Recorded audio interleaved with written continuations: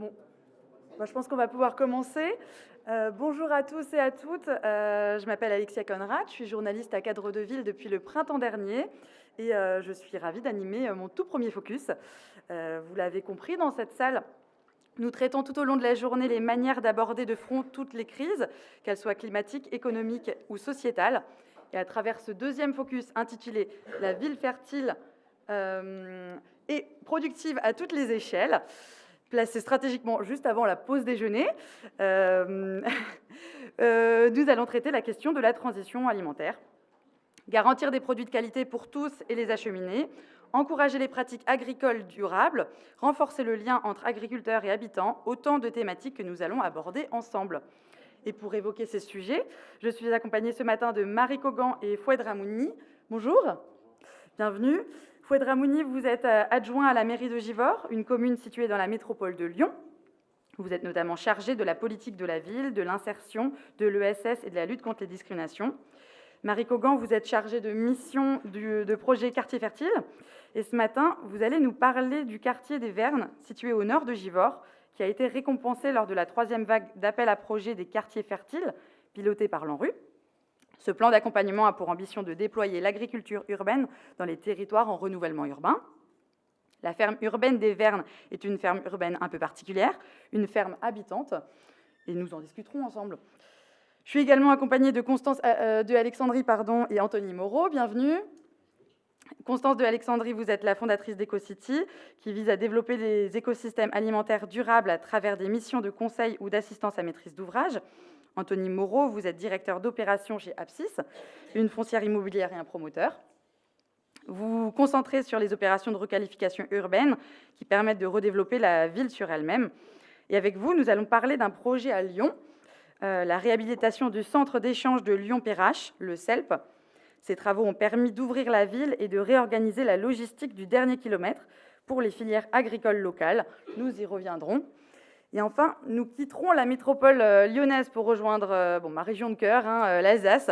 Antoine Neumann, conseiller municipal à la ville de Strasbourg, chargé de l'alimentation, l'agriculture et la restauration scolaire, nous a fait savoir qu'il, pour des raisons de santé, il ne pouvait pas être présent, mais pas de crainte, il a réussi gentiment à pouvoir enregistrer sa présentation. Donc nous visionnerons sa présentation tout à l'heure. Il nous présentera en vidéo l'expérimentation de la mise en place de ZAA, de zones d'activité agricole. Concrètement, ce sont des espaces qui sont désormais sanctuarisés et sur lesquels uniquement des projets d'agriculture nourricière bio prendront racine. Et donc, il y en a 4 ZAA en cours de projet à Strasbourg. Et Antoine Neumann va nous parler plus précisément de la ZAA Mélanie, qui couvre 25 hectares et qui a été inaugurée en début d'année. Mais d'abord, retour à Givors. La ferme urbaine des Vernes est établie sur des friches issues de la démolition de tours d'habitation lors du programme de rénovation urbaine sous l'ANRU 1. Foued Ramouni, je le rappelle, vous êtes adjoint à la mairie de Givors. Le projet part d'une volonté politique. Est-ce que vous pouvez nous raconter les origines du projet? Quels étaient les enjeux? Oui, bonjour à toutes et à tous.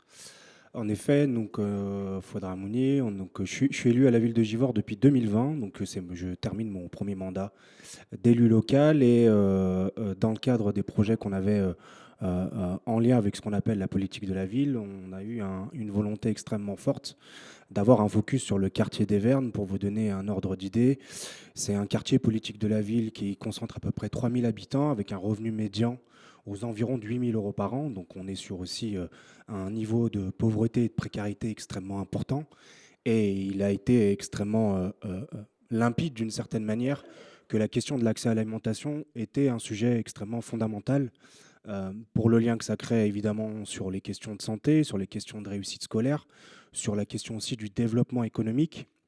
Et c'est vrai qu'également, ça faisait partie aussi des petites surprises qui ont été les miennes en tant qu'élu local, une demande aussi extrêmement forte des habitantes et des habitants de pouvoir bénéficier de terrains à proximité pour travailler une forme d'agriculture nourricière, pour le dire différemment, de quoi avoir un petit lopin de terre et pouvoir avoir eux-mêmes leur petit potager. L'autre sujet sur lequel nous aussi on s'est lancé dans le cadre de ce projet de ferme urbaine, ça a été dit, on est sur une friche qui en fait a connu des démolitions au milieu des années 2000 et sur lequel en fait il ne s'est jamais rien passé depuis. Et ça reste comme une sorte aussi de cicatrice pour les habitantes et les habitants du quartier, et où le message qu'ils ont fini par intégrer, c'est que le problème, c'était elles et eux, dans le bien vivre et le bien-être au niveau du quartier, et que la seule réponse qu'on avait à leur proposer, c'était de démolir leur logement et de leur demander d'aller ailleurs. Et nous, on s'était dit, d'un point de vue de symbolique aussi, pouvoir réinvestir ces espaces-là aussi et puis redonner une forme de vie, ça nous paraissait aussi absolument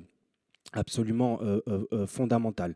Enfin, le troisième aspect aussi, par le biais de cette ferme habitante, c'était aussi de travailler toutes les possibilités qu'elles peuvent supposer par ailleurs. Je sais pas, voilà, on est tous conscientes et conscients des défis que nous pose notamment le dérèglement climatique, et il nous paraissait aussi important de créer ce type d'espace-là qui permettent aussi d'être dans une forme d'éducation populaire, vraiment au sens le plus noble du terme, c'est-à-dire comment aussi on redonne des espaces pour qu'on retravaille notre rapport à la terre, notre rapport au vivant. Et dans le cadre du projet, dans sa globalité, il y a la question de la ferme habitante, mais il y a aussi d'autres espaces qui ont été construits et pensés à l'échelle du quartier, notamment un jardin aussi pédagogique pour accompagner tout ce qu'on appelle l'école du dehors en lien avec les établissements scolaires, mais bien évidemment également les questions aussi en lien avec l'orientation professionnelle, l'insertion également, pour voir comment avec l'ensemble des acteurs du territoire, on puisse aussi porter le message que la question du monde agricole était aussi un débouché qui était extrêmement viable. Et j'en terminerai par là, sachant qu'on est aussi dans une commune qui est porte d'entrée du Pilat, donc le Pilat qui est un haut lieu de la résistance d'une part, mais qui est aussi un parc naturel régional d'envergure. Et on a aussi un milieu paysan extrêmement vif, extrêmement dynamique. Et on s'était dit que c'était aussi intéressant la mise en place de ce type de projet-là, de recréer aussi des connexions entre ce milieu paysan et ce qu'on appelle le milieu urbain dit plus classique. Donc voilà pour ce qui concerne l'objectif d'un point de vue politique et de vision qu'on avait à Givors. Voilà, moi, je vais rentrer un peu dans les aspects plus techniques, hein, puisque je suis technicienne du coup à la ville de Givors depuis 2022. Je suis arrivée pour ce projet-là sur Quartier Fertile avec ce premier gros projet dans les 4 qu'il y avait, qui était l'idée d'une ferme urbaine dont il existe plusieurs modèles. Donc là, je vous présente le modèle comme il est aujourd'hui. On va par la suite voir comment on est arrivé en fait à cette proposition-là. On a là une proposition graphique de médiation pour expliquer aussi aux habitants. On est sur un lieu qui est multifonctionnel, c'est-à-dire qu'on a à la fois les espaces de production qui vont être clôturés, vous le verrez, par vraiment de la ganivelle très basse, qui permet juste d'identifier que cet espace est, on va dire, privé pour de la production. Mais il est parcouru, en fait, toute cette ferme est parcourue par 2 cheminements publics. Un qui était préexistant, qui descendait d'un parking vers l'école. Il y a un autre qui a été créé, qui permet de aussi sortir du quartier, donc d'ouvrir, de créer une interface avec l'extérieur du quartier, et qui est un espace donc de mobilité, c'est ce qui est en blanc sur le schéma, donc plutôt douce, donc pour piétons, vélos, trottinettes, famille, et avec aussi des espaces d'esplanade, des aménagements pour l'instant légers qui sont des bancs et une table, puisqu'on savait qu'on a au bout de ce cheminement le lycée, et on savait que les jeunes venaient aussi s'installer. Donc l'idée, c'était aussi que ce lieu puisse être approprié par tout le monde et que ce ne soit pas juste un lieu de production où on pourrait avoir des envieux ou de la jalousie qui pourrait se créer, mais qu'en fait tout le monde puisse s'approprier cet espace d'une manière ou d'une autre. Et donc, on retrouve des parcelles d'environ entre 400 et 500 mètres carrés, où chaque micro-famille, comme on les appelle, qui sont des habitants, sont responsables de cette parcelle, avec un bout qui permet une petite jardin au sein, qui est plutôt un espace nourricier en autonomie, et un espace de production lié qui est utilisé pour la vente. Il faut savoir que c'est un terrain où effectivement on a eu des démolitions, donc on a des parcelles qui sont propriété du bailleur LMH, Lyon Métropole Habitat, et tout le reste des parcelles en dehors de ces 1000 m² à peu près sont de la propriété de la ville, donc de l'espace public. Donc on a tout un travail aussi juridique donc avec Lyon Métropole Habitat qui nous a mis à disposition pour 10 ans ce terrain-là à titre gracieux, dans le cadre uniquement de faire ce projet de ferme au départ. On ne savait pas trop, hein, c'était ferme urbaine. À vocation en tout cas nourricier pour le quartier. Et l'idée, c'est qu'on a beaucoup contraint aussi ces documents juridiques pour dire que si on devait démolir l'aménagement, il fallait que LMH, dans les 5 ans après, nous présente un vrai projet qui répondait, sachant qu'il s'était engagé dans la MP numéro 1 à faire des reconstructions, il me semble, de tertiaires, autour d'activités tertiaires, et qui n'ont jamais eu lieu. Donc à un moment, on voulait que LMH, le bailleur, s'engage aussi de manière vraiment voilà, importante, puisqu'ils avaient laissé quand même une plaie ouverte, voilà, cicatrice au fur et à mesure dans le quartier. Voilà.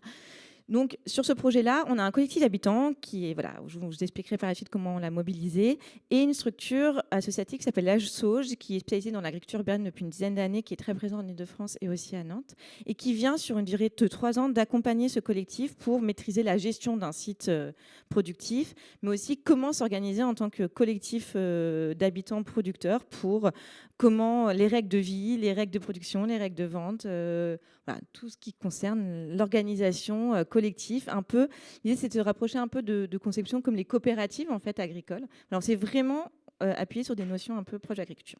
On a eu la première vente qui s'est déroulée le 16 juin 2025 et la dernière a lieu dans 10 jours, le 18 octobre, pour terminer cette première saison qui a été très rocambolesque, qui a des problèmes de fuite d'eau. Alors, vous imaginez qu'en agriculture. Il faut savoir qu'on n'est que sur de l'eau de ville. Actuellement, on est sur un plateau, on n'a pas d'eau autre que l'eau de ville et la récupération de la toiture qu'on a construite.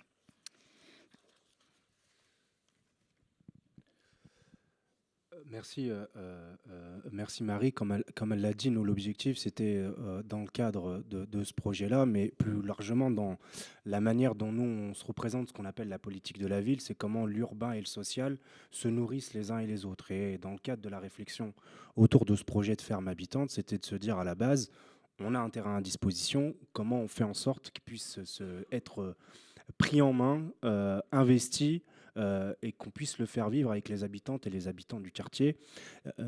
C'est pour cette raison aussi que dans la manière de concevoir le projet, on en parlera un peu plus tard, mais la notion notamment de concertation avec les habitantes et les habitants a été un levier extrêmement fort, voire même fondamental dans notre manière d'amener les choses.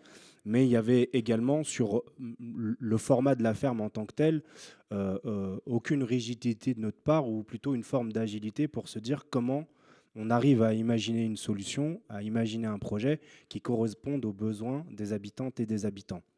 C'est pour cette raison qu'au tout départ, l'idée qu'on avait, c'était d'être dans une ferme avec un hangar de transformation, on va dire, extrêmement classique. Et c'est au fur et à mesure des échanges avec les habitantes et les habitants qu'on a fait mûrir le projet pour être sur des parcelles individuelles et ensuite continuer à les accompagner sur la question de la tarification, sur la question du lien avec les autres acteurs et actrices du territoire, sur la question aussi des aménagements. Ça a été dit aussi par Marie il y a quelques minutes. Il y avait aussi comment de dire qu'on crée un espace où en fait on est tous légitimes à pouvoir y passer du temps.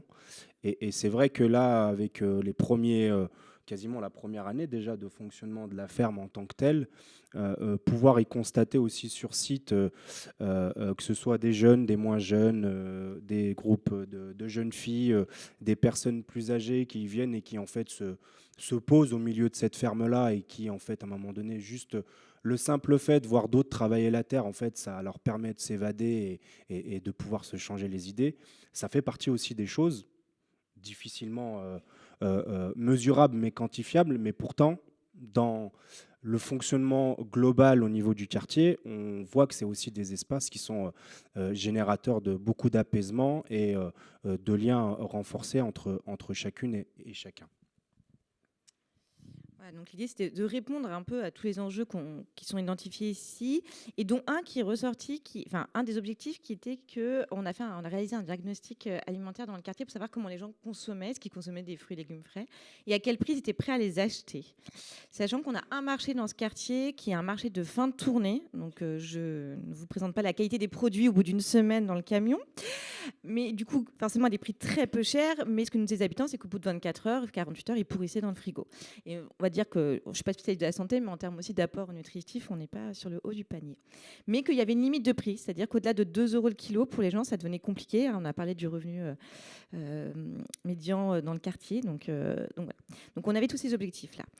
Alors maintenant, on va parler un peu plus comment on est passé de cette idée de ferme urbaine dont on a tous entendu parler, hein, il y en existe plusieurs, à une ferme habitante. Et ben, on s'appuyait sur deux notions qui existent plutôt dans le monde agricole et il y a plutôt dans l'économie d'une cinquantaine d'années ou dans d'autres pays qui sont à la fois la notion de terroir. On a un sol, on a un climat, on a des productions, mais on a aussi un savoir-faire et des humains. Donc, qu'est-ce qu'on fait quand on a tout ça présent sur un quartier? Qu'est-ce qu'on fait avec tous ces éléments et pas de venir ramener quelqu'un d'extérieur, une connaissance extérieure ou des savoirs extérieurs sur un sol, dans un quartier d'autant plus où on n'a pas forcément les codes, on ne connaît pas forcément les problématiques. Et la notion aussi d'économie vivrière, où en fait on a travaillé sur cette question de complément d'activité. Déjà, on sait qu'un agriculteur classique a du mal à se rémunérer, donc on n'allait pas avoir des ambitions folles en termes de rémunération sur des petites parcelles, mais c'est comment ça venait déjà permettre à personne de se nourrir avec des produits corrects, mais venir rajouter du beurre dans les épinards, comme on dit, avec à la fin de l'année, 1 500 €, en fait, vous répartissez ça, ça permet de payer quelques activités aux enfants, de peut-être justement se nourrir en complément avec des produits un peu de meilleure qualité. Donc on a, voilà, comme l'a dit M. Ramouni, beaucoup travaillé la concertation avec les habitants, on va le voir un peu par la suite. L'idée, c'est d'avoir une forte aussi agilité, c'est-à-dire de sortir de ces conceptions un peu d'économie capitaliste préexistant et d'aller voir ce qui se fait ailleurs. On s'est beaucoup inspiré des pays du Nord Maghreb, du Brésil, où il y a des coopératives comme ça d'habitants qui produisent et qui vendent autour d'eux. Donc c'est de sortir son territoire aussi et de sa pensée occidentale et d'aller voir aussi ce qui se faisait ailleurs. Et on avait vraiment un objectif de faire pour et avec les habitants et non pas de décider seul entre élus et techniciens de la bonne idée qu'on aurait à amener sur le territoire. Pour réaliser ce projet... Oui, non. J'allais trop vite. Pardon. On a travaillé vraiment sur une gouvernance partagée, c'est-à-dire qu'on a travaillé avec beaucoup les financeurs, beaucoup avec la métropole de Lyon qui porte vraiment ce sujet. On a un vice-président agriculture qui travaille aussi sur la question d'agriculture urbaine, mais avec les services de l'État, donc financeurs, l'ANRU, la Banque des Territoires, mais qui sont suivis donc, par la DDT qui était donc très présent durant tout le processus, mais aussi la préfète, la déléguée du préfet, plutôt volet social, mais qui a toujours été présente à tous les COPIL, donc qui ramenait ces indicateurs sociaux de à quoi pour qui on produit. On ne produit pas que pour une économie, on produit pour des gens. Donc avec 3 niveaux de gouvernance, un COPIL décisionnaire, des comités techniques qui représentent l'ensemble des techniciens, que ce soit de la métropole, de la ville, des autres services, indépendamment de moi qui fais partie du service politique de la ville et développement urbain, des techniciens pareil de la DDT et aussi des bailleurs de LMH, étant donné qu'il y avait quand même son terrain, mais aussi de Aliad, qui est un des autres bailleurs du quartier. Et après, on avait aussi le comité des acteurs, qui en fait est vraiment un niveau ressources. C'est à ce niveau-là qu'on est venu aussi tester les idées, prendre les bonnes idées, les retours d'expérience, les retours de ces collectifs parfois d'habitants associatifs, mais aussi de structures qui sont implantées depuis plusieurs années, les MJC, la mission locale, pour avoir leur regard aussi sur ce qu'on était en train de faire. Et ça a permis de toujours, du coup, d'avoir cette remise en question continuellement sur qu'est-ce qu'on allait faire, pour qui on allait le faire. Et je dirais que je remercie M. Ramouni parce qu'il a toujours tenu ce discours de dire on fait pour les habitants en priorité. On n'est pas là pour uniquement répondre à l'appel à la candidature et à l'ANRU. On est là pour travailler, pour proposer quelque chose qui réponde aux besoins de ces habitants qui sont à 20 mètres, 50 mètres. Et c'était la priorité sur notre façon de travailler. Et du coup, on a vraiment cherché à aller vers de la co-construction.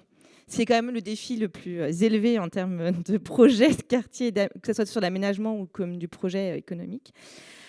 Alors, je ne sais pas si on allait jusqu'à la co-construction, on a essayé. En tout cas, je pense qu'on allait beaucoup jusqu'à la co-création, qui est quand même le niveau juste avant. On a eu, l'idée, c'est pas que vous détaillez, mais c'est de vous montrer qu'on a fait beaucoup d'ateliers, que ce soit avec des services de la ville, donc des techniciens, mais aussi beaucoup avec les habitants, sur site, à travers aussi des ateliers plus ludiques pour parler de manière plus détendue de ces questions d'alimentation, donc des repas partagés, des ateliers cuisine.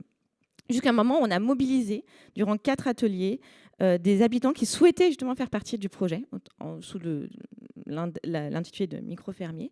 Et là, vraiment, ils ont construit leur idée, c'est-à-dire construire leur règle commune, définir des prix, définir de ce qu'ils voulaient produire sur le quartier pour répondre à leurs premiers besoins à eux. Et après, donc ça, c'était tout le travail avec l'AMO. Et après, on a pu lancer un appel à candidature et être accompagné par la SOS qui poursuit ce travail en fait, d'accompagnement depuis. Là, je vais... Oui, merci Marie. Peut-être pour ne pas être trop long pour le coup, parce que je sais qu'il y a aussi d'autres interventions dont on est pressé de pouvoir découvrir le contenu. Moi, je vais me focaliser sur la clé du succès d'une certaine manière. Ça a été, en fait, comme ça vient d'être dit, en fait, de ne pas lâcher le cap. Parce que c'est vrai qu'on est sur des projets qui, lorsqu'on l'avait présenté de prime abord, même au sein de la majorité municipale, on me regardait parfois avec les gros yeux en me disant est-ce que ça va prendre, est-ce que ça va marcher, est-ce qu'on n'est pas en fait à côté de la plaque en proposant ce type de projet. Et c'est pour cette raison qu'on a aussi dès le départ, et ça a été dit, mais vraiment j'insiste aussi là-dessus, de se dire que dans l'ADN du projet, l'agilité est absolument non négociable. C'est-à-dire que on définit ensemble des projets, ou plutôt des directions sur lesquelles on se montre intransigeant. C'est ce que j'évoquais tout à l'heure, l'accès à l'alimentation, la question de la formation, la question du lien social, la question du développement économique. Mais tout le reste, on doit avoir la possibilité de pouvoir le faire se transformer selon les opportunités et selon aussi ce que le territoire va nous remonter comme besoin, comme problématique, comme potentialité aussi. C'est pour ça que vraiment là-dessus, j'insiste extrêmement fortement. Nous, le collectif d'habitantes et d'habitants qui aujourd'hui fait vivre la ferme urbaine, on ne les connaissait pas de prime abord. Et je ne vous apprends rien en vous disant que chacune a sa propre histoire, son propre parcours, ses propres appétences, etc., etc. Et que donc, de fait, si on est trop rigide dans l'approche dès le départ, c'est la meilleure manière non seulement de faire en sorte que le projet n'aboutisse pas, mais surtout que derrière, en fait, il ne puisse être rejeté de manière relativement forte par les habitantes et les habitants du quartier, parce que, comme je le disais tout à l'heure aussi, on est sur un quartier avec énormément de précarité et on est sur un projet qui, d'un point de vue de volume financier, reste relativement important. On est sur à peu près 800 000 euros d'investissement. Pour des gens, comme je disais tout à l'heure, avec un revenu médian de 8 000 euros, si on propose un projet aussi important, mais qui ne correspond pas à leur réalité de vie, qui ne les aide pas dans leur quotidien, de fait, il va avoir un rejet extrêmement fort qui va pouvoir se concrétiser. C'est pour cette raison aussi, et j'en terminerai là-dessus, il y avait un des termes sur lesquels on a pris le plus de temps à expliciter, c'était le terme de ferme. Spontanément, lorsqu'on disait ferme, les gens, ils pensent à la chèvre, ils pensent au cochon, ils pensent à la vache, au mouton. Ils ne pensent pas au fait qu'une ferme, il n'y a pas nécessairement des animaux qui puissent en fait venir et la faire vivre. C'est aussi une possibilité par le biais de l'agriculture.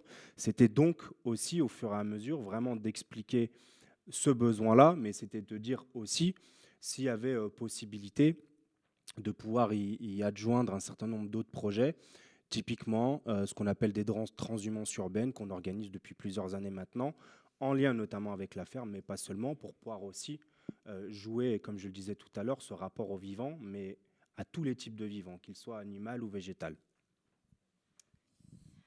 Voilà. Rapidement, pour parler aussi en tout cas de mon métier de technicienne dans le cadre d'une commune. L'idée dans ce projet-là, c'était qu'on venait d'une démarche qui était quand même descendante. C'est un appel à projet de l'État, donc plus descendant, ça n'existe pas. Et d'en faire une démarche ascendante. Comment les habitants pouvaient se l'approprier pour que ce soit leur projet à un moment et plus le nôtre. Donc l'idée, c'était quand même, nous on avait une idée de faire, en tout cas de faire avec eux. Donc vraiment d'aller les interroger, on avait avec Ascentation. Après, voilà, la mise en place opérationnelle, on définit, il reste quand même présent. Je veux dire, on essaye d'avoir en tout cas des temps de validation avec ces groupes. Et du coup, on en a eu aussi avec ce collectif qui s'est formé en parallèle du lancement de chantier, même en amont, puisque c'était en février 2024 et le chantier a commencé en avril 2024. Donc, ils sont quand même restés en regard de ce qu'on faisait. Et à l'heure d'aujourd'hui, moi, mon travail, il est vraiment de conseiller facilitatrice. On s'est vraiment mis en retrait, la ville, en disant, on a donné un cadrage, on veut que ça produise un certain prix maximum. De toute façon, ils l'ont bien vu, dès qu'ils ont essayé de dépasser ce prix, les gens n'ont pas acheté des tomates. À 2,50, ils n'ont pas acheté le kilo. Ils l'ont acheté à 2, mais pas à 2,50. Voilà, donc ils ont confronté directement.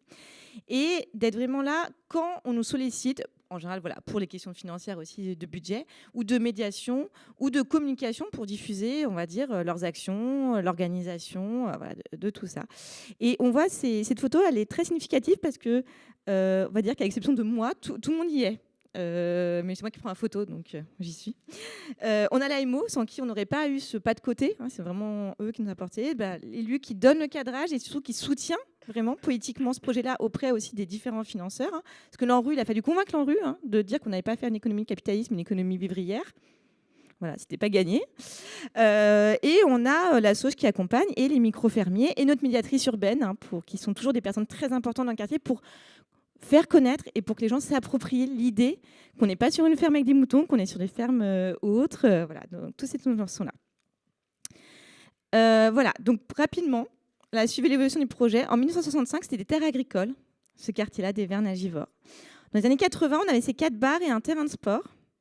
Voilà. Et après, en 2022, moi, quand je suis arrivée, on avait ce terrain vague friche à la place des 4 démolitions. Un terrain de sport qui était plus entretenu. Il faut savoir qu'on est une ville de 20 000 habitants et très, très équipée. Voilà. Un peu suréquipée par rapport aux moyens de la ville. Donc forcément, il y a des endroits qui sont moins entretenus. Et aujourd'hui, on a vraiment un espace de cadre de vie.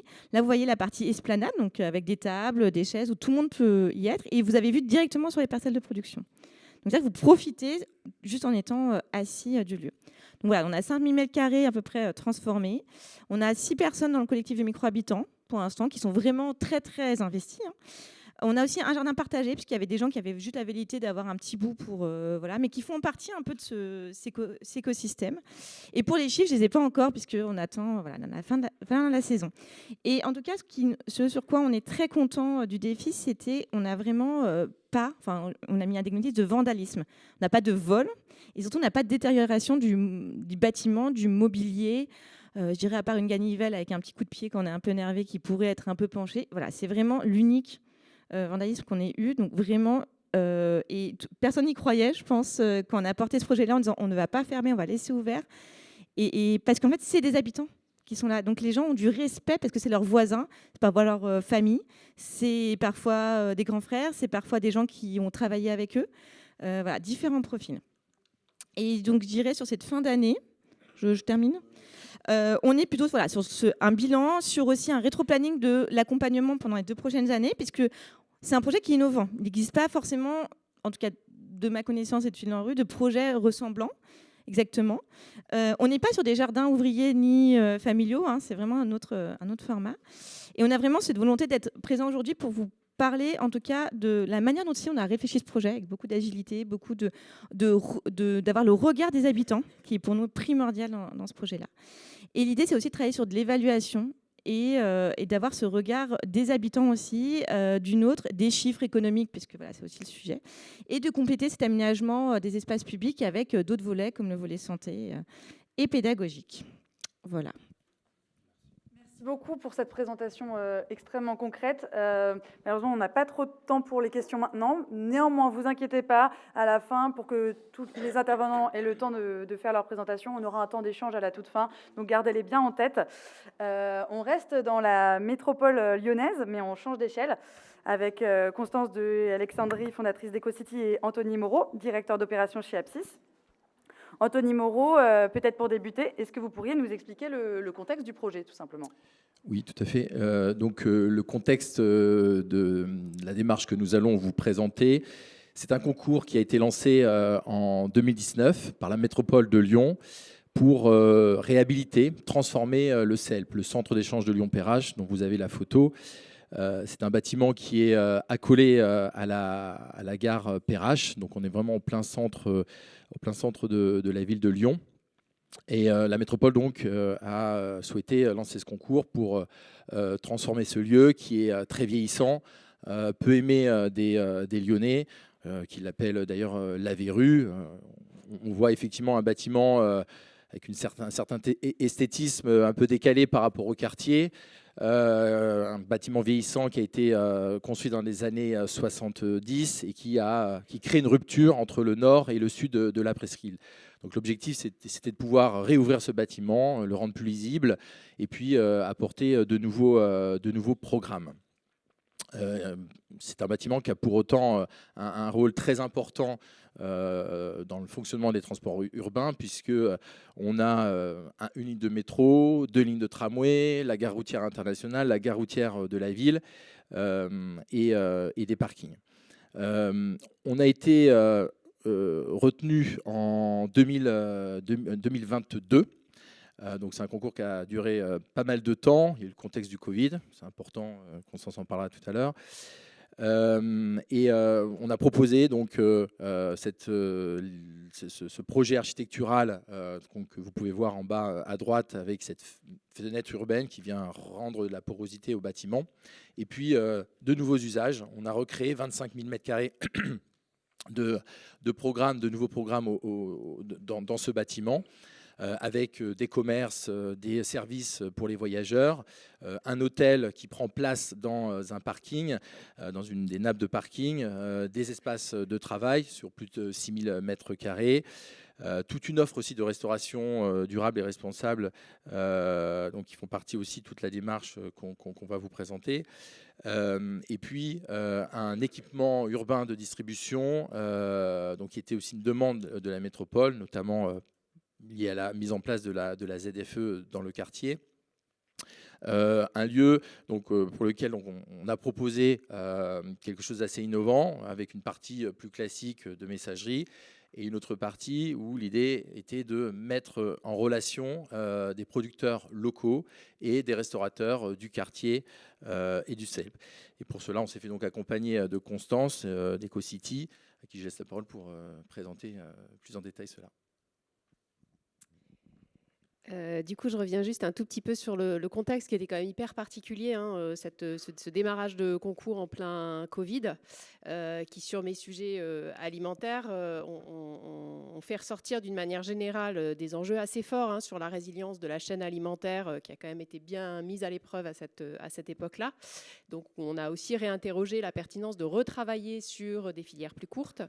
Et puis à Lyon, cette période, elle a permis de faire émerger un manifeste qui s'appelait Appel à nourrir Lyon et qui demandait la création d'un marché d'intérêt local pour faciliter les approvisionnements en produits locaux des professionnels et des particuliers. Donc cette brique alimentaire dans la programmation du CELP, elle a émergé dans ce contexte qui est encore une fois assez particulier. Elle a émergé aussi d'un premier diagnostic auprès des acteurs de la chaîne agri-alimentaire qui a confirmé la pertinence de plusieurs éléments de programmation. Alors là, c'est assez illisible, mais peu importe, parce que l'objet de cette diapositive, c'était de montrer comment en fait, les éléments de cette brique interagissent avec tout le reste de la programmation. Cette brique alimentaire, elle est composée notamment d'une plateforme logistique, et j'y reviendrai parce que c'est vraiment l'objet de cette intervention, mais aussi d'un espace de cuisine de transition avec un incubateur culinaire, une conserverie, un lieu de formation pour les professionnels de la restauration. Et en fait, ces différents éléments de programmation, ce qui est génial, c'est qu'en fait, il y a des synergies très positives entre elles et ça permet de dynamiser des flux entre vraiment les éléments de programmation du CELP, l'hôtellerie, les restaurants, les commerces, et les acteurs de la chaîne alimentaire locale, les producteurs, les professionnels de la cuisine, les acteurs de la logistique, etc.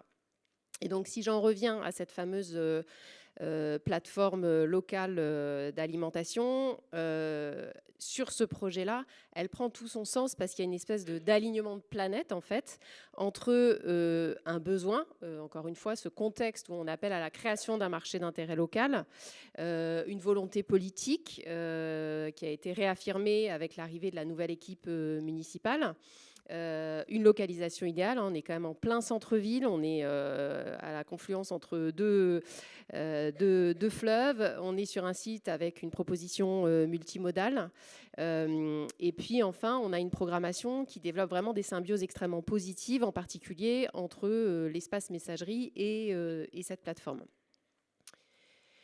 Du coup, cette programmation de plateforme, parce que je vais vraiment me concentrer là-dessus, elle vient répondre à des enjeux très généraux de la métropole. D'abord, un engagement politique très fort, hein, sur les sujets agri-alimentaires de cette métropole de Lyon.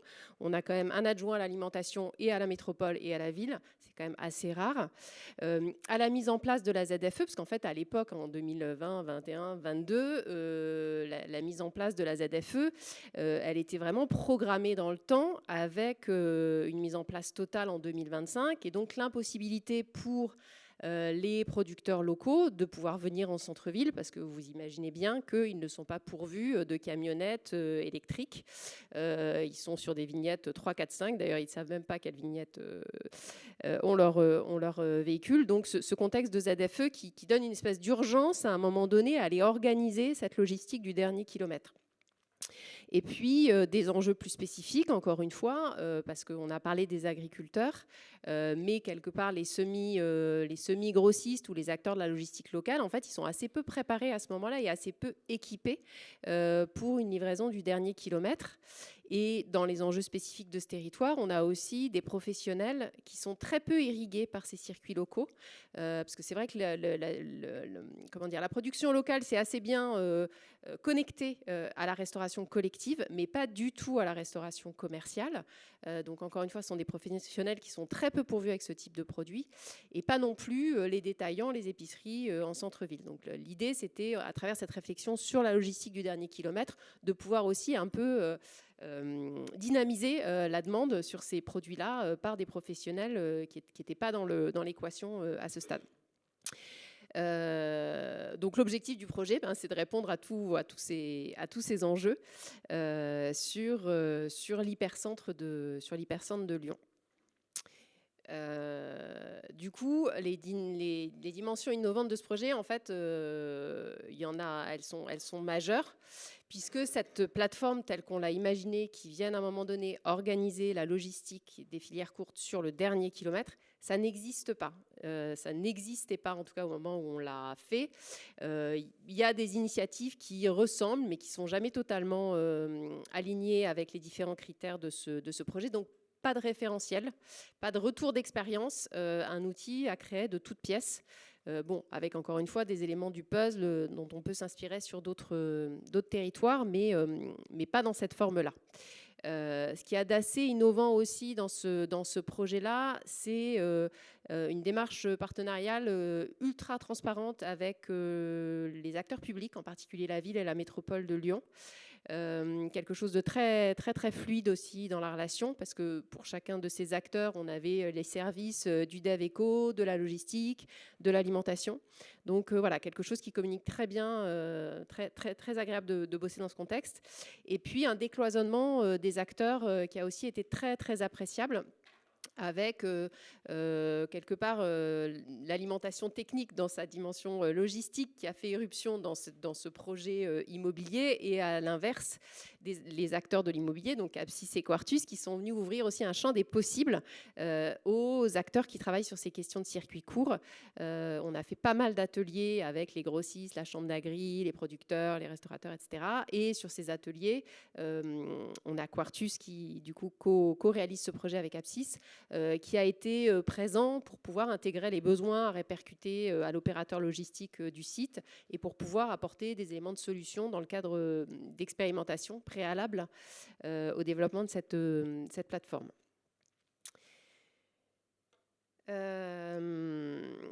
Alors du coup, comment on a avancé, parce que le sujet qu'on embrasse, il est quand même très très vaste, et on ne peut pas complètement le détacher de toute la logistique, parce que là, c'est vrai qu'avec ce projet, on s'est concentré sur le dernier kilomètre, mais en fait, il y a toutes les étapes avant, c'est-à-dire du moment du champ du producteur jusqu'au moment où on arrive dans cette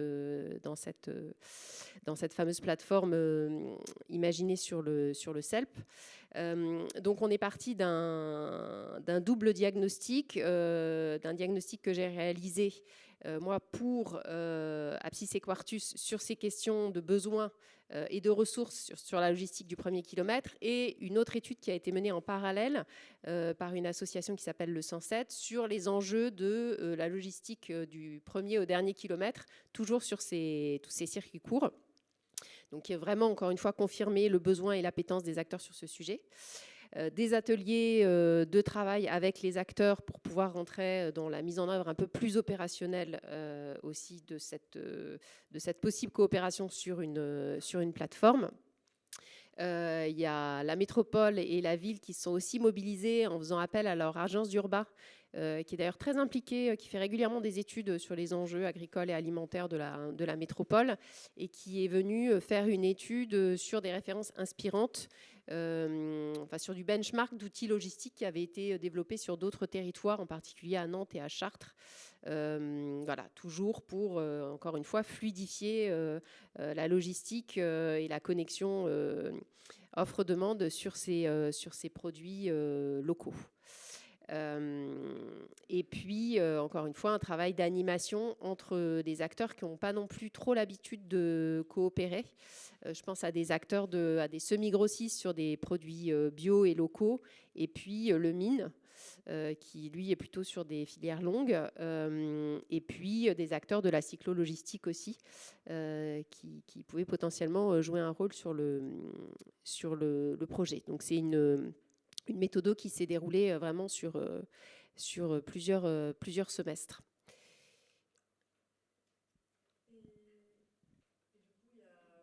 Vous en avez parlé, c'est lesquels les acteurs principaux et quel rôle ils ont joué?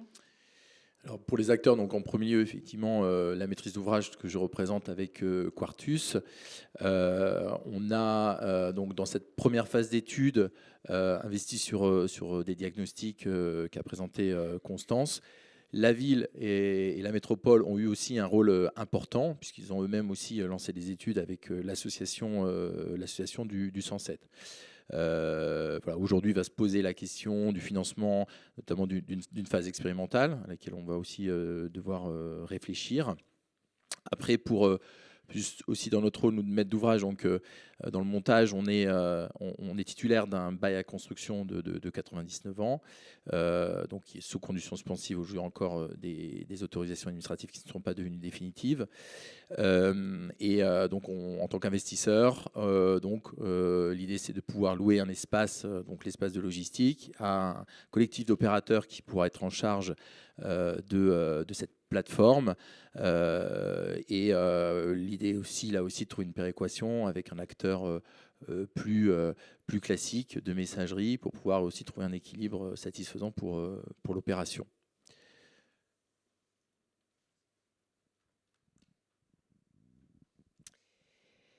Alors du coup, dans les difficultés et clés de succès, sachant que je vous parle de ça avec beaucoup de modestie parce que on est toujours au milieu, on est toujours en chemin sur l'émergence de cette plateforme, mais en tout cas pour cette première phase, ce qui à un moment donné a un peu couper cette dynamique collaborative avec tous les acteurs dont on vous a parlé, c'est que entre le moment où on se dit oui, en effet, il faudrait pouvoir travailler sur cette fameuse plateforme pour la logistique du dernier kilomètre pour aller irriguer de nouveaux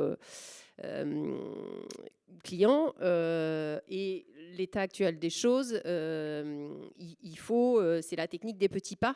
Il faut pouvoir commencer à mettre en place des outils en commun, notamment un catalogue commun, peut-être un service commercial en commun pour aller chercher ces nouveaux clients.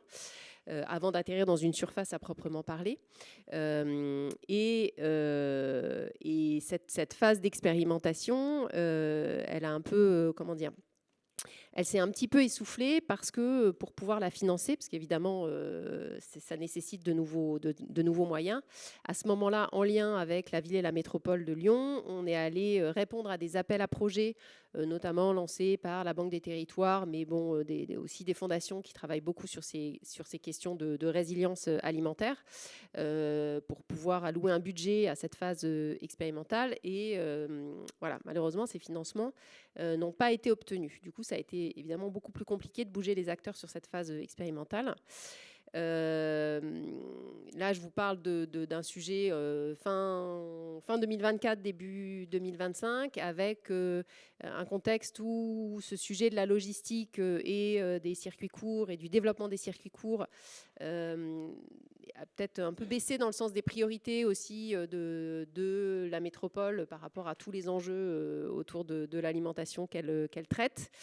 L'espèce de coup d'arrêt des ZFE, ou en tout cas cette grosse incertitude sur ce que vont devenir ou ce qui va se jouer sur la mise en place des ZFE, forcément ça enlève ce caractère d'urgence qui faisait que tout le monde était quand même bien motivé à un moment donné pour trouver une solution sur ce sujet du dernier kilomètre. Et puis le fait que, vous le savez tous, en fait, le temps de la ville est quand même un temps hyper long. Ce concours, Il a débuté en 2020, on est presque en 2026. Et là, Anthony reviendra dessus, on est en train de purger les recours sur les permis. Donc évidemment que l'opérateur logistique, on n'a pas pu l'associer à toutes ces phases de travail parce qu'il n'avait pas pu être confirmé, parce que c'était trop tôt. Et ça, c'est quand même aussi un élément, un puzzle du pièce, un élément qui aurait permis probablement de faire bouger aussi ce collectif d'acteurs. Bon, les clés de succès, je ne reviens pas dessus parce qu'on en a pas mal parlé.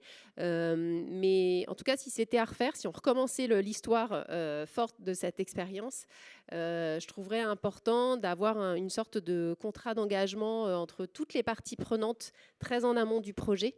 Parce qu'encore une fois, de ce projet immobilier sur un quartier de la ville, en fait, on a fait bouger la réflexion sur la logistique d'ensemble des circuits courts de la métropole. Et donc, voilà, il aurait fallu que tous les acteurs que ça concernait dès le début soient mis autour de la table, en sachant, pour que chacun sache précisément à quel moment il devait intervenir et avec quels moyens et quel objectif. Voilà, donc on a appris en marchant, mais c'est probablement ce qui a manqué.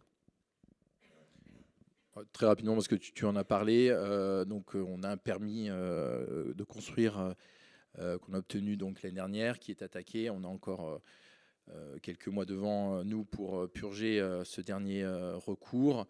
Donc voilà, dès qu'on y verra plus clair, on va pouvoir recommencer toute cette démarche.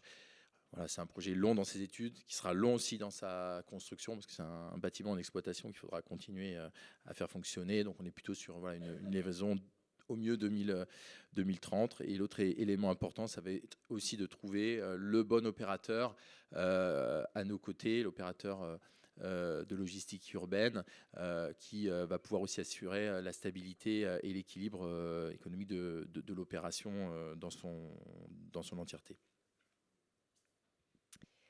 Et sur la partie alimentaire, bon, toute la partie cuisine de transition, c'est assez bien. Voilà, les acteurs existent déjà sur d'autres territoires, c'est pas très compliqué à faire avancer. Sur ce sujet de plateforme, ben, c'est vrai qu'encore une fois, il faut un soutien fort des élus locaux. Et aujourd'hui, on est quand même dans une période un peu incertaine avec l'arrivée des élections municipales en 2026. Voilà, quelle équipe va prendre la place de celle qui est là ou rester. Voilà, que vont devenir les ZFE? Donc, il y a besoin de lever les incertitudes sur ces différents points pour reprendre le travail sur cette plateforme. Mais ce qui est important de noter, c'est que le projet, il a quand même été conçu de façon à avoir des surfaces évolutives sur cette fameuse plateforme, parce que, comme Anthony le disait, il y a un opérateur de messagerie urbaine, donc sur de la messagerie classique. Et l'idée, c'est que cet espace dédié à la logistique des circuits courts puisse s'ajuster en lien avec cet espace de messagerie, voire être un sous-espace de cet espace de messagerie à un moment de la journée. Enfin voilà, l'idée, c'est d'être le plus souple possible pour ne pas impacter le bilan de cet espace-là d'une manière générale, et puis le projet aussi. Donc on est sur quelque chose de très évolutif pour pouvoir s'ajuster en fonction du contexte qu'on ne maîtrise pas encore. Donc, s'il vous plaît, pour qu'on puisse enchaîner, dans la démarche, on en a, je pense, déjà parlé, donc ça va être très rapide. Ce qui a été très intéressant et assez innovant, c'est que finalement, au moment du concours, on a proposé cette programmation sans vraiment encore savoir ce que ça sera, quelle forme ça va prendre. On a encore beaucoup de questions. Là-dessus, la métropole nous a fait confiance, et plus même, elle a été à nos côtés pour développer et investir aussi dans des études et trouver la solution qui sera de toutes les façons quelque chose d'évolutif. Même le jour où on ouvrira, il faudra que ça puisse prendre une forme qui évolue avec le temps, avec les besoins et avec les opérateurs qui seront en capacité de nous accompagner sur cette programmation. L'autre élément, bien sûr, on en a parlé là aussi, c'est qu'on a pour cela créé un espace capable pour qu'il soit le plus modulable possible et adapté aux futurs exploitants.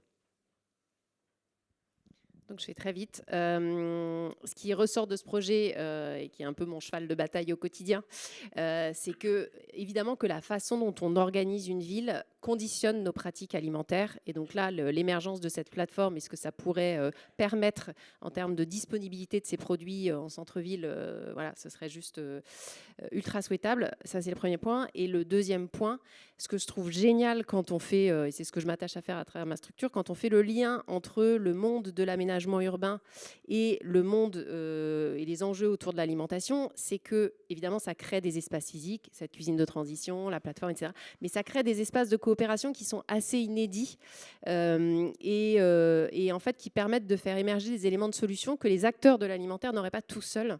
Et voilà, c'est ce que je trouve vraiment intéressant à travers, enfin, en général et à travers ce projet en particulier. Pour votre présentation. Gardez vos questions en tête également. Là, maintenant, on va tout de suite quitter la métropole lyonnaise pour aller à Strasbourg. Je l'ai dit avant, Antoine Neumann, conseiller municipal de Strasbourg chargé de l'alimentation, de l'agriculture et de la restauration scolaire, n'a pas pu être présent aujourd'hui. Il a tenu à enregistrer sa présentation et il va nous présenter l'expérimentation de la mise en place de ZAA, merci, donc des zones d'activité agricole. Concrètement, ce sont des espaces qui ont été donc sanctuarisés, sur lesquels il y aura uniquement des projets d'agriculture nourricière bio. Et il y en a 4 en cours de projet à Strasbourg.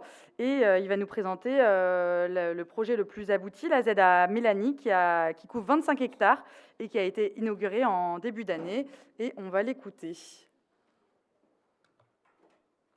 Bonjour à toutes et tous. Désolé de ne pas pouvoir être présent physiquement avec vous suite à des petits pépins physiques embêtants. Je vais néanmoins faire la présentation prévue en vidéo et en espérant qu'elle soit assez claire. En cas de question, n'hésitez pas à me contacter ultérieurement ou à passer par l'équipe organisatrice pour avoir mon contact. Ça sera avec plaisir. Donc, je suis Antoine Neumann, élu de la ville de Strasbourg en charge des questions agricoles, alimentaires, de la restauration scolaire et d'autres fonctions qui ne sont pas liées à l'ordre du jour. Et l'idée est de vous présenter une démarche innovante qu'on a menée ces 2-3 dernières années qui s'appelle les ZAA, zones d'activité agricole, qui est un zonage expérimental dans le PLUI de la métropole.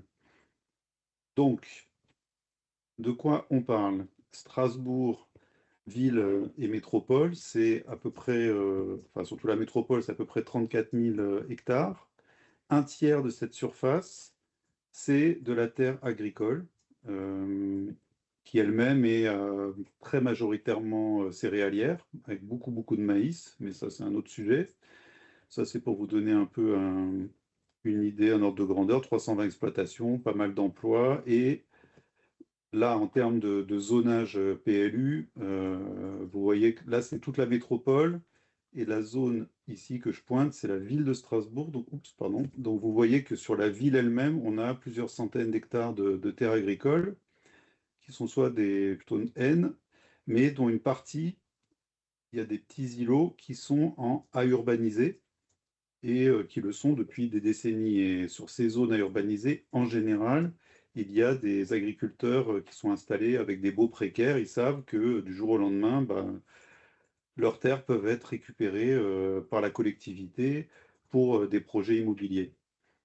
Tout cela se fait en bonne intelligence avec le monde agricole, avec lequel on a un partenariat assez fort qu'on a renforcé depuis 2020 autour de 4 axes et 33 actions très concrètes qui s'inscrivent dans le cadre de ce qu'on appelle le projet alimentaire territorial pour celles et ceux qui s'intéressent à ces questions. Donc c'est un partenariat ville, métropole, chambre d'agriculture et Bio Grand Est, qui est la chambre d'agriculture bio.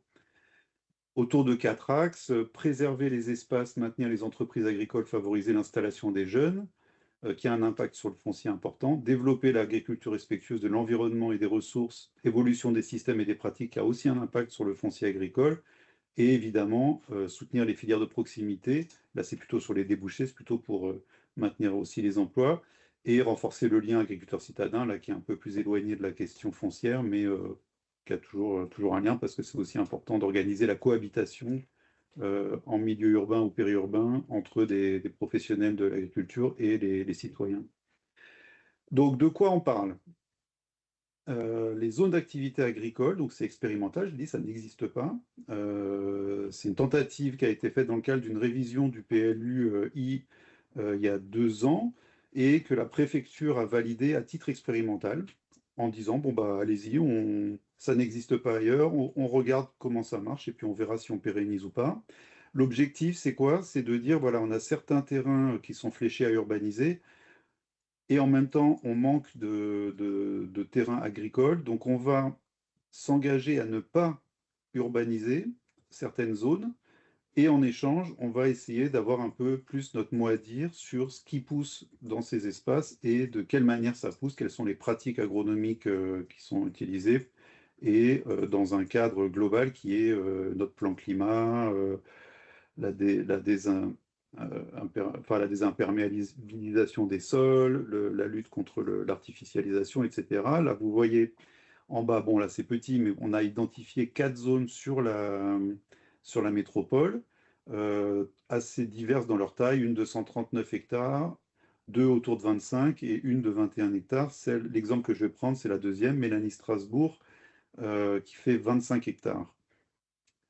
Donc là, le reste, je vais détailler après. À quoi ça ressemble cette fameuse zone les Mélanie? On est en bordure de ville au nord de Strasbourg. L'emprise totale, c'est 29 hectares, mais il y a des zones humides, il y a des bouts de forêt, etc. Et la ville, sur cette zone-là, avait des projets de quartier, éco-quartier, on appelle ça, qui n'a pas été mené à bien. Il reste des petites friches quand même d'urbanisation nécessaires, mais en gros, sur ces 29 hectares, la ville et la métropole sont propriétaires de 23,5 hectares en zonage IAU et IAU, très proches d'habitation. Et on est allé voir les agriculteurs, on est allé sur site, on a organisé des rendez-vous sous l'égide de la Chambre d'agriculture pour leur expliquer notre démarche. Donc je rappelle, on n'urbanise pas, on conforte l'activité agricole sur ces terres-là, mais on veut une agriculture plus en phase avec ce qu'on porte. Là, je peux utiliser le mot politiquement, qui n'est pas un gros mot. On veut du nourricier, une agriculture qui nourrit et une agriculture qui protège l'environnement et les humains. Actuellement, on est plutôt sur des céréaliers ou du maïs très intensif. Donc, en termes de pratiques agronomiques, ça ne nous va pas. On a organisé ces rendez-vous de manière un peu informelle et puis après de manière plus formelle et même avec des visites sur site où on a expliqué la démarche aux agriculteurs qui ont fait part de leur compréhension pour le projet, puisqu'on est venu vraiment avec la casquette pédagogique, et puis aussi, ils savaient de toute façon que c'était des terres qui, à terme, ne leur seraient pas forcément laissées ad vitam. En haut à gauche, vous voyez un peu les usages qu'on se fait. Il y avait terminé la lisière urbaine, là, c'est cette zone-là, donc il y avait encore des petits bouts de route, des petits bouts de bâtiments à finir. Donc là, on va de toute façon urbaniser, mais c'est vraiment pas grand-chose. Le jaune, c'est vraiment la partie agricole qu'on conforte, et il y a des zones vertes parce qu'on est dans le poumon vert, on est dans la ceinture verte de Strasbourg, et là, on veut renforcer les enjeux, les services, je dirais, écosystémiques et climatiques dans l'optique de l'adaptation du territoire au changement climatique. Donc ça, c'est très important. On a là 5 exploitants. À droite, c'est la carte qui fait quoi? Il y a 5 exploitants agricoles, dont un apiculteur qui, lui, euh, a fait part de son adéquation avec le projet présenté, parce que nous, en gros, si je résume, c'est du nourricier et du bio, on veut favoriser. Lui, il est déjà en bio, c'est un apiculteur qui est déjà en bio. Et dans l'affaire, les autres, globalement, on dit, ça nous intéresse, mais ça ne correspond pas à nos projets professionnels. Donc, si vous avez des solutions alternatives de mobilité foncière à nous proposer, on ne vous mettra pas des bâtons dans les roues, on sera sympa, on bougera ailleurs. Donc ça s'est plutôt bien passé. Il y avait quand même un agriculteur qui voulait déployer là un projet qui aurait bien collé, qui était un projet d'élevage plutôt de poules, de poulailler, mais il y avait après des problèmes sanitaires et de réglementation qui faisaient le projet tel qu'il l'imaginait, il n'avait pas le droit de le faire là, donc finalement, il a jeté l'éponge. Mais il était intéressé au début. Voilà, c'était sa fille qui voulait reprendre et puis qui voulait développer ça. Ça ne s'est pas fait. La méthode, en gros, bah, ça s'est inscrit en parallèle. Tout à l'heure, je parlais de 33 actions avec le monde agricole. Il y en a une qui est l'accompagnement du renouvellement des générations agricoles, puisque plus de la moitié à peu près des agriculteurs, et ça c'est une donnée nationale, hein, à plus de 55 ans, et va partir en retraite dans les 10 ans. Donc on a un vrai enjeu à identifier les entreprises agricoles qui n'ont pas de repreneurs ou qui risquent de partir à la découpe et à l'agrandissement d'exploitation dont le projet, je dirais, ne correspond pas forcément à ce qu'on a envie de voir se développer sur le territoire, et là je parle au nom des citoyens et des citoyennes. Donc on a une démarche d'identification pareil, avec les partenaires, avec la Chambre d'agriculture, avec ceux qui connaissent Terre de Liens, avec les jeunes agriculteurs, avec plein de tout l'écosystème agricole habituel. Et on a identifié, en faisant des interviews un peu de personnes pas loin de la retraite, une zone, donc c'est ce qui s'appelle en haut chasseur, voilà, sur laquelle un agriculteur prêt de partir à la retraite n'avait pas de repreneur, ou en tout cas pas pour la totalité de ses terres. C'est des terres qui nous appartenaient. Et donc, ce qu'on a fait, c'est on a proposé de reprendre les terres, donc sous les conditions légales, je dirais, c'est-à-dire paiement des indemnités d'éviction légales, normales. Il a accepté, et à côté de ça, on a travaillé avec les agriculteurs donc qu'il fallait bouger de la zone Mélanie pour qu'ils aillent s'implanter sur la nouvelle zone. Et on a fait tout un boulot avec eux pour savoir qui voulait quelle parcelle, parce que ça correspondait à peu près en termes de surface. Et on est arrivé à un accord, tout le monde était content à la fin. Et donc là, en 2000, là, on a récupéré les terrains, et pendant un an, on sait qu'on est sur une transition. Là, concrètement, la zone Mélanie, il y a des parcelles qu'on utilise pour faire des compensations ou qu'on se garde sous le coude pour d'autres projets, mais qu'on mettra peut-être au pot plus tard. À l'heure actuelle, on a 4 morceaux, donc de taille à peu près variable, 1,45 hectares, 1,53 hectares, 2,55 et un peu moins de 2 hectares. On a ouvert un appel à manifestation d'intérêt au début d'été, qui est clos maintenant. Et là, on est dans les études, dans l'analyse des réponses. Il y a un certain nombre de répondants. Dans notre cahier des charges, c'était ce que je disais tout à l'heure, on veut le mode de gestion agronomique, c'est l'agriculture biologique, ou un minimal zéro phyto, c'est-à-dire aucun pesticide, aucun engrais de synthèse, aucun herbicide, aucun fongicide. Le label bio, c'est mieux, mais dans cette optique-là, ce n'est pas forcément nécessaire. S'il y a une garantie de non-usage de chimie sur le site, et les gens peuvent répondre aussi bien à un lot qu'aux 4 lots. Ils peuvent répondre seuls ou en groupement. Et évidemment, mais ça, c'est le projet idéal, c'est celui qui, en plus, serait en lien avec nos cantines scolaires et dont les produits finiraient dans les assiettes de nos enfants. Donc au niveau du timing, voilà, étude de sol, ça c'est fini. Viabilisation du site, ça veut dire vérifier qu'il y a l'électricité, qu'il y a l'eau qui arrive partout, que voilà, que c'est clôturé peut-être éventuellement. Ça peut être à la charge de la collectivité. Et après, on a un an encore jusqu'à 2027 pour contractualiser. Les occupants actuels, de toute façon, vont continuer à gérer, à semer, puis à récolter ou à faire les foins le temps qu'il y ait les nouveaux occupants.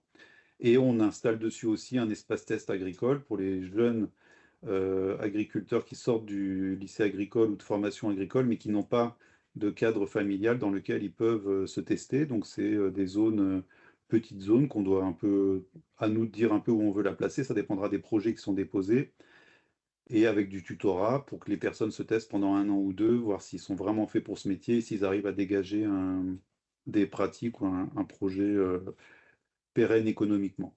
Donc voilà, ça c'est la zone. Et là, en fin du mois, là, on va étudier les offres, enfin les propositions, les projets, et puis choisir le ou les lauréats. Voilà, donc là, c'est une photo un peu de la zone avec. Et là, ce qui est intéressant dans cette photo, c'est qu'on a un peu tout le monde. Vous avez la maire de Strasbourg, vous avez la présidente de la métropole, vous avez la vice-présidente en charge du plan climat, donc Jeanne Barséguian, Pia Ims et Daniel Dambar. Moi, je suis là. Et là, Marc Obsès, qui est l'élu en charge de la transition vraiment énergétique et puis des pratiques agricoles. On a Dominique Métro qui représente la Chambre d'agriculture. On a Hélène Claire qui représente Bio Grand Est, donc la Chambre d'agriculture bio. Et puis Doris Ternois pour la métropole, qui est mon homologue à la métropole. Donc voilà, c'est le côté partenarial. Ça donne une idée du site qui est vraiment en bordure de ville, près d'un parc naturel, voilà, d'une réserve naturelle. Et je pense que c'est le type de projet qui met tout le monde d'accord et qui concilie écologie, économie et puis adaptation du territoire aux enjeux climatiques. Voilà. Et donc je disais, bah, je me tiens à votre disposition si besoin pour des questions ou si vous voulez une présentation par mail ou dans un autre cadre. Voilà. Et puis encore désolé d'intervenir à distance. Bonne fin de journée à toutes et tous et puis bon appétit aussi parce que je pense que là il doit être à peu près l'heure d'aller manger. Au revoir. On le remercie bien sûr pour cette présentation. Et donc, comme il l'a dit, si vous souhaitez lui poser des questions plus particulières, il nous l'a redit par mail, vous pouvez venir me voir et on transmettra le contact. Voilà.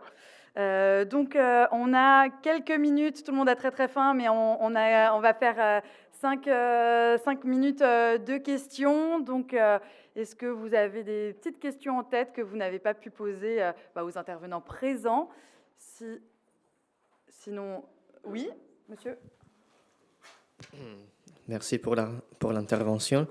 C'est une question pour les centres logistiques du dernier kilomètre. Est-ce que vous avez analysé les rapports entre les centres et l'autoroute qui passe en dessous? Est-ce que c'est nécessaire l'autoroute pour la réussite du projet du centre logistique? Merci. Alors aujourd'hui, ça a été déclassifié puisque c'est un axe métropolitain, c'est plus une autoroute, c'est la M6, M7. Alors évidemment, en tout cas cet axe a été très important pour la localisation de cette EUD, puisque effectivement ça lui permet d'être hyper connecté aux grands axes. Et c'est comme ça que la métropole avait choisi et demandé dans le programme de pouvoir mettre en place cet équipement. Donc bien évidemment, il a un rôle essentiel.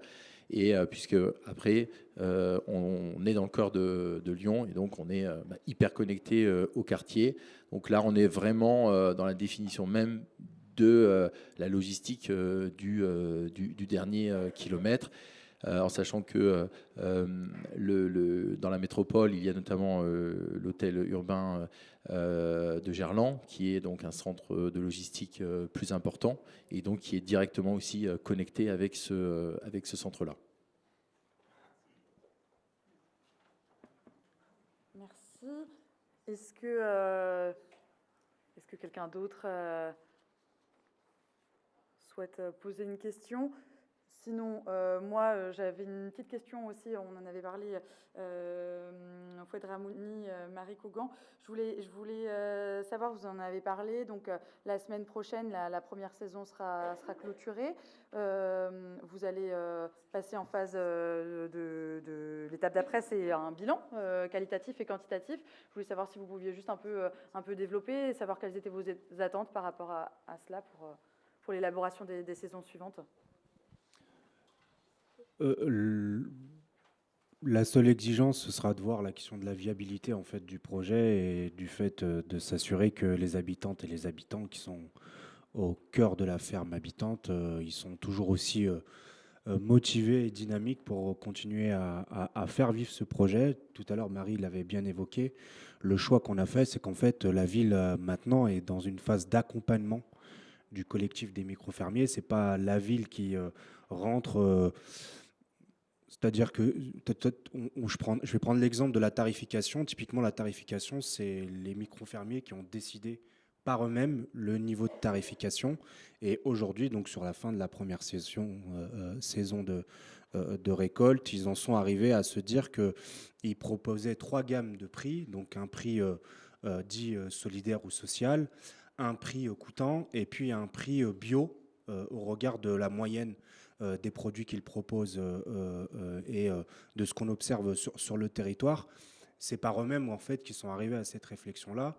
C'est pour ça que vraiment on insiste là-dessus depuis le tout départ.